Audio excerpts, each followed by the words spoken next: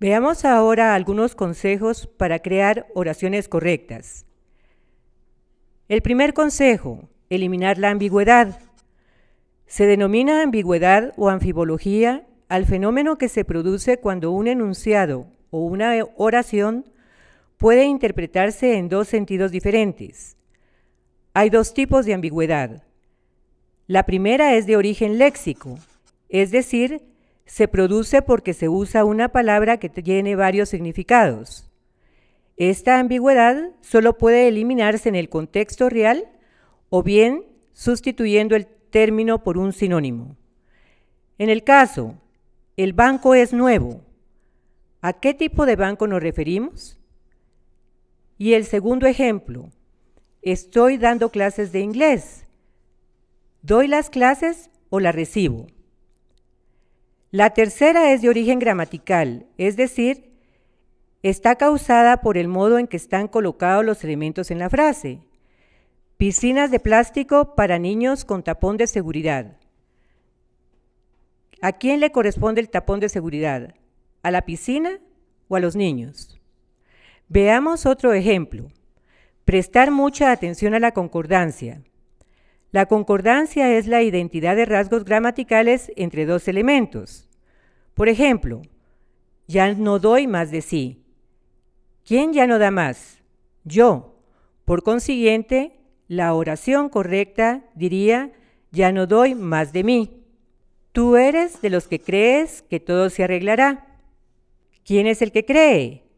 Ellos. Por consiguiente, la oración sería, tú eres de los que creen que todo se arreglará. En el teatro habían muchísimos espectadores. Vimos que el verbo haber sin participio solo admite las personas en singular. Por consiguiente, la oración diría, en el teatro había muchísimos espectadores. Y por último, se detuvieron a los tres asaltantes. Lo correcto, se detuvo a los tres asaltantes. Otro consejo, concluir la frase que se haya empezado. Evitar los anacolutos. Si una oración ha comenzado con un sujeto, exige un predicado. Por ejemplo, la vecina del tercer piso, la que vive enfrente de mi suegro, su marido ha tenido un accidente. En este caso, el núcleo del predicado verbal está referido a el marido, que es quien ha tenido el accidente. Es frecuente encontrar enunciados orales o escritos en los que la oración comienza de una determinada manera y antes de concluir da un giro y cambia su estructura. Observe estos otros casos. Las definiciones en las que se utiliza la estructura es cuándo, es dónde, sin valor temporal. Por ejemplo, el principio de Arquímedes es donde un objeto introducido en un líquido desplaza su volumen. La oración gana en claridad si sustituimos la expresión es donde por establece, por ejemplo. Otro caso, la coordinación de verbos, adjetivos o sustantivos que tienen régimen preposicional distinto. Manifestó su adhesión y compromiso a las ideas expuestas. En este caso, adhesión e ideas requieren una preposición distinta.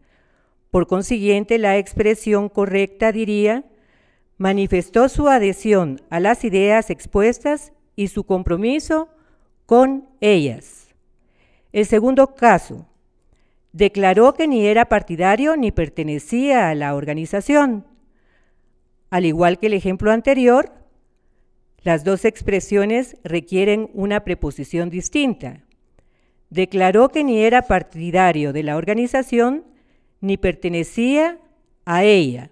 Por último, la oración como complemento del sustantivo usada sin preposición, especialmente frecuente en el caso de el por qué. Observemos el siguiente ejemplo. Aquí se explica el por qué la mayoría de las obras ejecutadas son pequeñas. Como mencionamos anteriormente, el por qué requiere del uso de una preposición. Tendríamos dos soluciones posibles. En el primer caso, Separar la expresión. Aquí se explica por qué la mayoría de las obras ejecutadas son pequeñas. Sería la causa. O bien, aquí se explica el porqué del pequeño tamaño de la mayoría de obras ejecutadas. Del funge como preposición en este caso.